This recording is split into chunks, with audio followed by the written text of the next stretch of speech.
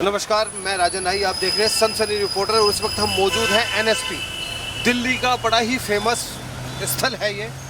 और यहाँ ट्रैफिक भी बहुत मारामारी रहती है।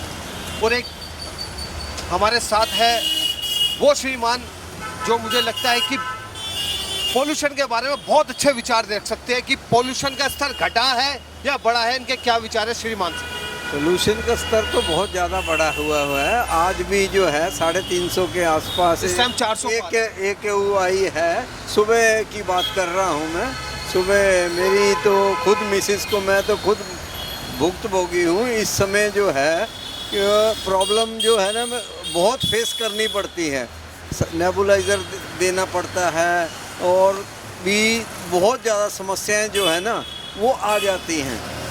दिल्ली सरकार ने वादे किए थे कि बहुत सारी बीमारियों को समाधान करेंगे, लेकिन पोल्यूशन का पराली अब भी चल रही है। अभी भी कोई समस्या का समाधान नहीं है। बम पटाखों पर रोक लगा, ये अच्छी बात है। और गाड़ियाँ भी चल रही है पोल्यूशन स्तर कराने के लिए। आप देख रहे हो कि जगह जगह रेड लाइट पर पानी भी गिर रहा है गाड़ियों से। पोल्यूशन स्तर घट रहा है, लेकिन पोल्यूशन स्तर घटने की जगह और बढ़ रहा है। दिल्ली सरकार तो अपनी ही उसमें उलझी हुई है इस समय।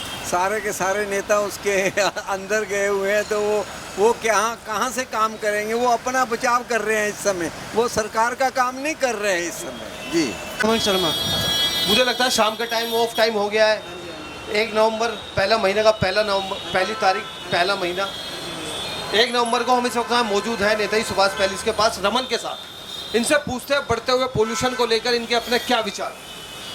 तो बहुत बुरा चला भैया, बहुत बड़ा प्रश्न। एक्यू लेवल इस वक्त 400 प्लस है और वो घट नहीं रहा, बढ़ ही रहा है। दिल्ली सरकार बारिश की बौछार की गाड़ियाँ भी चला रही है और अभियान भी चला रही है, लेकिन पोल्यूशन नहीं घट रहा। नहीं घटता, सही बात है। सही इसकी रणनीति पहले से ही बनानी चाहिए थी। सही बात है। रणनीति ना बनाई, ना कोई रूपरेखा बनाई। पोल्यूशन को लेकर बुजुर्गों का जो है ना दम घुट रहा है। कैंसर तक की बीमारियों से वो ग्रस्त हो रहे हैं। हाँ जी भाई, सही बात है। सही तो बात, कौन जिम्मेदार है?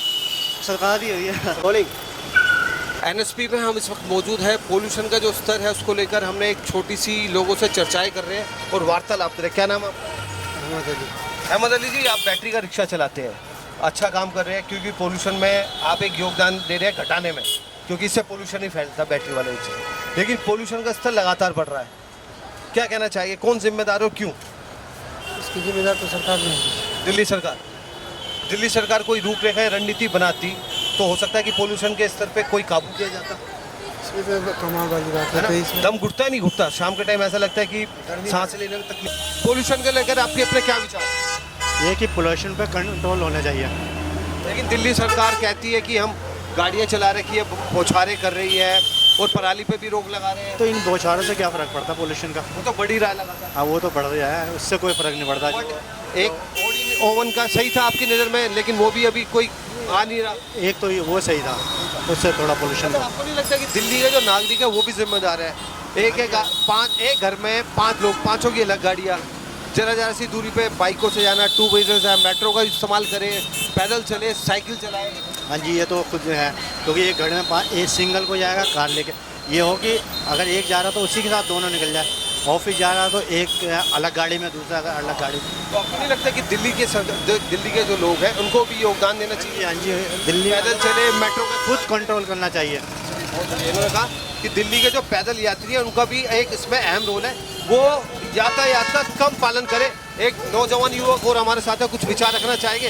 पोल्यूशन का जो ग्राफ है वो बढ़ते हुए ग्राफ के बारे में आपकी अपनी क्या राय है? मैं तो यही कहूँगा, ये पोल्यूशन जो बढ़ रहा है तो ये कुछ ज़्यादा ही हो गया है। बुजुर्गों को सांस लेने में तक दिक्कत होती है। जी, बहुत दिक्कत। यहाँ तक तो मुझे भी तकलीफ होती है। शाम होते ही मेरी आंखों में जलन सा हो जाता है। जी, कितनी इस लड़के ने, नौजवान युवक है, इसका कहना है कि शाम के समय आंखों में जलन तक महसूस होती है। अगर इस पर नियंत्रण नहीं हुआ तो मैं आपको बता दूं बहुत सारी बीमारियां, कैंसर, फेफड़ों में सांस लेने में तकलीफ, दमा, बहुत सारी बीमारियां ऐसी उत्पन्न हो जाएगी जो भयंकर रूप ले सकती है। आंखों से जब धुंध निकलती है ना तो पानी मारना पड़ता है मुझे बार बार। मैं इससे बहुत परेशान हूँ। तो क्या संदेश देना चाहिए दिल्ली सरकार? इसलिए देना चाहूँगा कि ये प्रदूषण जो जितना फैलाया जा रहा है तो इसे कम से कम करा जाए। कानून बनाया जाए। अच्छा, जी, कानून बहुत अच्छा सा बनाया जाए। वैसे सरकार, दिल्ली सरकार बहुत अच्छा काम करती है। मुझे उम्मीद है कि ये प्रदूषण पर भी बहुत अच्छा काम करेंगे। चलिए, इस नौजवान युवक को कहना है कि दिल्ली सरकार से उम्मीद है कि लगातार बढ़ते हुए पोल्यूशन पे कोई पॉलिसी ऐसी लाएगी कि अगली साल जब 2025 में 2024 आएगा, 2024 में पोल्यूशन का लेवल घटे। और इस मुसीबत का जनता को, दिल्ली की जनता को सामना ना करना पड़े। हमसे ज़्यादा तो बुजुर्ग लोगों को कष्ट होता है जी, बहुत बढ़िया। बहुत कष्ट होता है उसे सांस लेने में। वो तो घर से समझ लो, अगर शाम के टाइम जिस मॉल में हम रहते हैं उस मॉल से शाम के टाइम बुजुर्ग नहीं निकलता। सीनियर सिटीजन हमारे साथ जुड़ चुके हैं, क्योंकि कुछ नौजवान युवाओं का कहना है कि पोल्यूशन में जो सांस लेने में तकलीफ आती है वो सीनियर सिटीजन को ज़्यादा आती है। इनसे पूछते हैं कि सांस लेने में वास्तविक में तकलीफ हो रही है दिल्ली में, या सब कुछ स्वस्थ चल रहा है? दिक्कत तो है सबको, पर बाकी ये क्यू लेवल 400 प्लस है। वो बिल्कुल होगा। ये जो साथ में जो रेत है ना बराबर में, ये जब तक रेत नहीं हटेगा प्रदूषण नहीं जाएगा। यहाँ की भी बहुत ही बस गाड़ियाँ चलती है, कभी ऐसे लगा के बस वो रेत उठता ही चला जाता है, पानी छिड़क तो दब जाता है। देखिए वो तो एक काम है उनका, वो करेगी, पर बाकी प्रदूषण तो है। अच्छा, 2024 में अब जब दोबारा से ऐसा सामना ना हो, दिल्ली सरकार के लिए क्या संदेश देना चाहिए? देखिए ये सरकार निकम्मी है, बेकार है, और दिल्ली का प्रदूषण का जो है ना ये खत्म नहीं होगा। क्या नाम है आपका? कोई भी सरकार आर.के. शर्मा। आर.के. शर्मा जी ने 100 बात की एक बात कही कि दिल्ली की सरकार निकम्मी है।